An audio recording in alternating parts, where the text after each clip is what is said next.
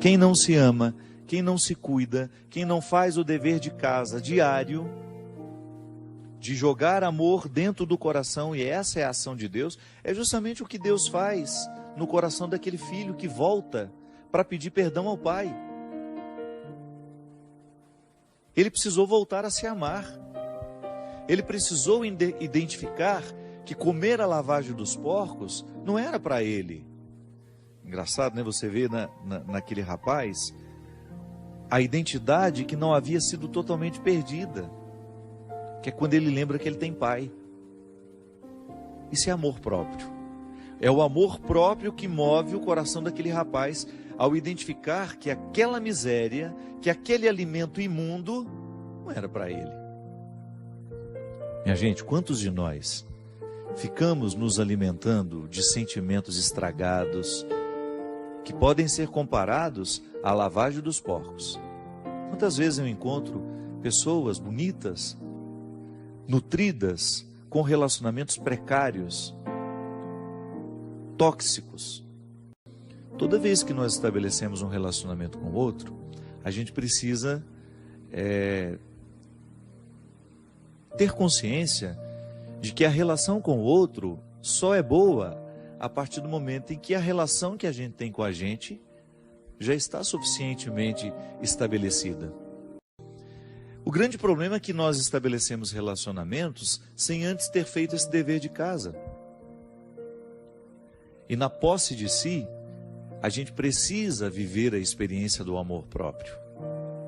Quem não se ama vai ter muita dificuldade de sentir-se amada pelo outro, ou então até mesmo de amar. Você está dizendo aqui que você é intensa demais. Pode ser que essa sua intensidade seja fruto dessa falta de posse de si mesma, que é uma expressão de imaturidade. Tá certo, todo mundo tem o direito de ser intenso, mas a intensidade não pode atropelar o processo, né? Você não sabe quem o outro é. Você terá de passar pelo processo normativo. Isso é a norma, né? Faz parte de todo o processo de conhecer alguém, dar os passos gradativos. A intensidade já pode ser expressão de uma imaturidade que você alimenta. Precisa ter muito cuidado quando você vai estabelecer um relacionamento com o outro, colocando a sua intimidade, a intimidade do seu coração, colocando seus sentimentos. Então, às vezes não dá certo por isso. Eu ainda não amadureci o suficiente para poder oferecer-me ao outro. Você tem 24 anos, você é muito jovem ainda, e é provável que você vá aprendendo com o tempo. Agora veja bem, esse sofrimento que você passa ao outro, hoje, já que você identificou que ele aconteceu da mesma forma nos outros relacionamentos, significa que pode ser que o erro esteja justamente na maneira como você administra esses relacionamentos. Nós não podemos ficar repetindo conscientemente os mesmos erros. Tenha coragem de colocar para você, de identificar como é que você erra ao estabelecer o relacionamento com o outro. Onde é que você peca, poderíamos dizer, né? Não no sentido de pecado que precisa ser confessado ao padre, não. Mas aquele pecado que você peca contra você mesmo. Você abre mão demais do seu mundo para ter o outro na sua vida? Que às vezes é assim. O namoro começa e você imediatamente abre mão do seu mundo porque você quer agradar o outro. Você abre mão das realidades que você tem, daquelas que já faziam parte de você.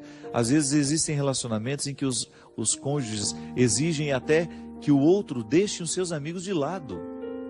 Não é possível isso. Não há possibilidade de você estabelecer um relacionamento. O namoro, ele é um ensaio do casamento.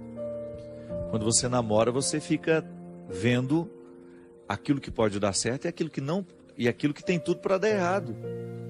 Por isso que ele precisa ter a liberdade de terminar, né? Mas é isso aí, minha filha, faça um investimento em você.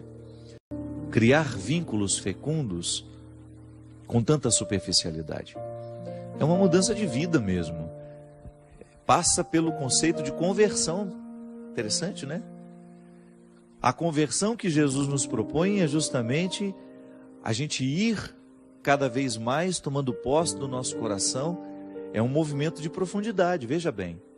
É um movimento que faz com que a gente tenha uma busca interior que nunca vai terminar. A superficialidade tem fim, a profundidade não. Quando você opta por viver uma busca de amadurecimento, por exemplo, como essa menina aqui, por que os meus relacionamentos não dão certo? É preciso investigar-se.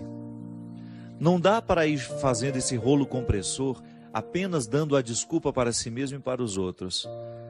Eu tenho dificuldade de amar e ser amada. Eu tenho dificuldade de ser fiel. A pessoa nunca toca de fato o cerne das questões. Porque ninguém é assim por acaso. Algum motivo ali precisa ser descoberto, ser investigado, para que a gente tenha condições de mexer nele.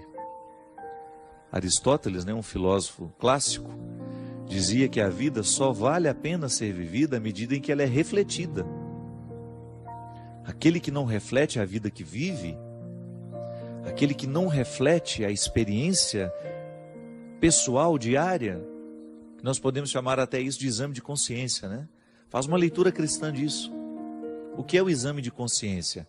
Aquela oportunidade que a gente tem de voltar os olhos para o nosso jeito de viver, para a vida que nós estamos escolhendo, e aí você ter coragem de ser o seu juiz, de ter coragem de fazer uma interpretação se está sendo justo ou não aquilo que você estabelece para você.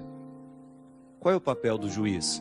A jurisdição é justamente olhar para a realidade, para as partes que compõem aquela realidade e identificar se é justa ou não aquela relação que as partes estão estabelecendo. Eu preciso fazer isso todo dia comigo, você também. Olhar para as escolhas que você faz na sua vida, para o tratamento que você se oferece e saber se você está sendo justo. Muitas vezes nós não chegamos à resposta que essa menina aqui precisa chegar. Por que meus relacionamentos são tão vazios? Por que mesmo ela sendo uma pessoa boa, uma pessoa religiosa, por que apesar de todos esses valores que ela tem, que ela enumera aqui no início, tem uma boa família, pratica uma religião de maneira saudável, é estudiosa, por que com ela alguma coisa está dando errado? Talvez falte estabelecer esse juízo, investigar-se com mais propriedade. E quando o assunto é relacionamento, gente, a primeira coisa que nós precisamos colocar no tribunal é o tanto que a gente se ama. Não podemos negligenciar o amor que a gente se oferece. Que boicote é esse?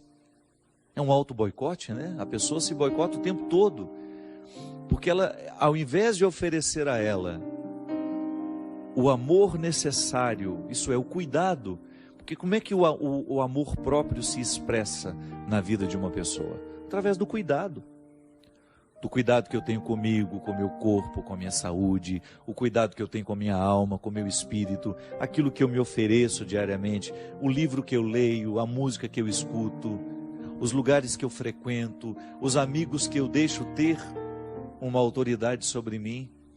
Tudo isso é expressão do amor próprio. Quem não se ama, não passa no filtro aquilo que se oferece. Muitas vezes nós não usamos este filtro para perceber o que a gente se oferece. A gente vai causando uma intoxicação da alma, uma intoxicação da mente, uma intoxicação de tudo aquilo que nos gera. Aí você tem todos os significados: mente, coração, alma, espírito. A gente fica poluído. Por quê? Porque a vida, o mundo, as realidades que estão de fora, elas podem ser nocivas a nós. É claro que tem muita coisa boa de fora que vem nos ajudar, nessa consistência humana. Agora, se a gente não passa pelo filtro essas realidades, pode ser que a gente esteja tomando um café envenenado. Pode ser que a gente esteja provocando uma intoxicação dentro de nós, porque a gente não teve coragem de identificar, de colocar ali um filtro que nos ajudasse a ficar mais puros. O amor próprio é esse ponto de partida para que todo relacionamento seja saudável.